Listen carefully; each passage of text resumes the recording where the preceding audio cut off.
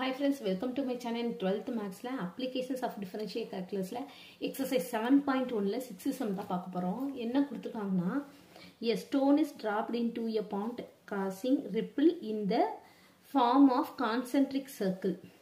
ஒரு குளத்துக்குள்ள நம்ம தண்ணி தூக்கி போட்டோம்னா அது வந்து இந்த மாதிரி குட்டி குட்டி சர்க்கிளா வந்து வரும். அப்படிதானே? இந்த மாதிரி சின்ன சின்னதா வந்து ஃபார்ம் ஆகும். waves மாதிரி ஃபார்ம் ஆகும். அதுதான் கொடுத்திருக்காங்க. இததான் வந்து அடுத்தடுத்த சர்க்கிள் வரனால கான்சென்ட்ரிக் சர்க்கிள் அப்படின்னு சொல்லி கொடுத்திருக்காங்க. The radius of the outer ripple is increasing at the constant rate at 2 cm per second அப்படின்னு சொல்லி கொடுத்திருக்காங்க. இங்க பாருங்களேன், increasing at a constant rate அப்படின்னு சொல்லி கொடுத்துட்டாங்க. அது வந்து 2 இது வந்து 2 இது வந்து என்னன்னா ரேடியஸ் தான். அந்த ரேடியஸ் வந்து 2 ரேடியஸ் வந்து ரெண்டு இது வந்து இன்க்ரீஸ் ஆகிக்கிட்டே இருக்கான். இப்ப இந்த சர்க்கிள் 2 ரேடியஸ்னா அடுத்தது வந்து 4 அந்த மாதிரி இன்க்ரீஸ் ஆகிக்கிட்டே வருது அப்படின்னு சொல்லி கொடுத்திருக்காங்க. When the radius is 5 cm, find the rate of changing of the total area of the disturbed water அப்படின்னு சொல்லி கொடுத்திருக்காங்க. இப்போ இங்க என்ன கொடுத்திருக்காங்கன்னா, ஃபர்ஸ்ட் ஒரு குளத்துக்குள்ள தண்ணி போடும்போது இந்த மாதிரி ரவுண்ட் ரவுண்டா வந்து நமக்கு சர்க்கிள் வருது அப்படின்னு சொல்லியிருக்காங்க. இந்த பாருங்களேன், ரேடியஸ் ஆர் இங்க பாருங்க, R is equal to 5 centimetre. Radius வந்து 5 சென்டிமீட்டர்னு சொல்லி நமக்கு இங்க தெளிவா கொடுத்துட்டாங்க. R is equal to 5 centimetre.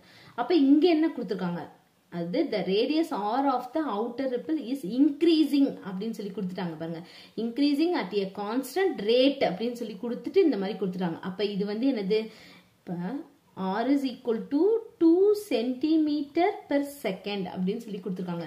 r by dt. சரிங்களா? இதுதான் வந்து இங்க கொடுத்திருக்காங்க. ரேடியேஷன் கொடுத்துட்டனால இத வந்து நம்ம ரேட் ஆஃப் சேஞ்ச்ல வந்து எழுதணும். சரிங்களா? அதனால நான் எழுதிருக்கேன் dr by dt is equal to 2 cm per second. அவ்வளவுதான், முடிஞ்சுச்சு. அடுத்து r is equal to 5 cm கொடுத்துறாங்க. Find the rate of changing of the total area. அப்ப நமக்கு என்ன கேட்டிருக்காங்கன்னா dA by dt என்ன அப்படின்னு சொல்லி கொடுத்திருக்காங்க, கேட்டிருக்காங்க. சரிங்களா? இப்ப நம்ம ஏரியா, இது வந்து சர்க்கிள் தானே, சர்க்கிளோட ஏரியாவோட ஃபார்முலா வந்து நமக்கு தெரியணும். என்னது, பை ஆர் ஸ்கொயர். அவ்வளவுதான். இது வந்து வித் ரெஸ்பெக்ட் டு டி, டீயை பொறுத்து நம்ம டிஃபரன்ஷியேட் பண்ண போறோம். ஏன்னா டிஏ பை டிடி தானே நமக்கு தேவை. அதனால D A by D T is equal to, இப்ப இதை டிஃபரன்ஷியேட் பண்ணா பை, இது எக்ஸ் பவர் என்னு அர்த்தம், n into X power n minus 1, அப்போ 2r.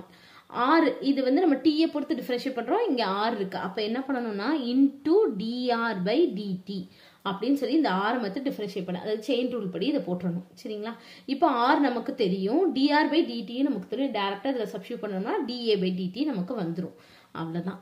அப்ப pi into 2 into 5 into dr by dt வந்து 2. அப்ப வந்து என்னது, 10 20. அப்ப 20 பை dA by dt. சரிங்களா? இப்ப ஏரியா அப்படின்றது வந்து என்னது, சென்டிமீட்டர் ஸ்கொயர்ல இருக்கணும். ஏரியான்றது ஸ்கொயர், இங்க வந்து என்னதுன்னா சென்டிமீட்டர். அப்ப சென்டிமீட்டர் ஸ்கொயர் பர் செகண்ட், டீன்றது செகண்ட். சரிங்களா? அப்போ dA by dt வந்து 20 by centimetre square per second. அவ்வளவுதான், கண்டுபிடிச்சிட்டோம். அவ்வளவுதான் இது சம். தேங்க்யூ.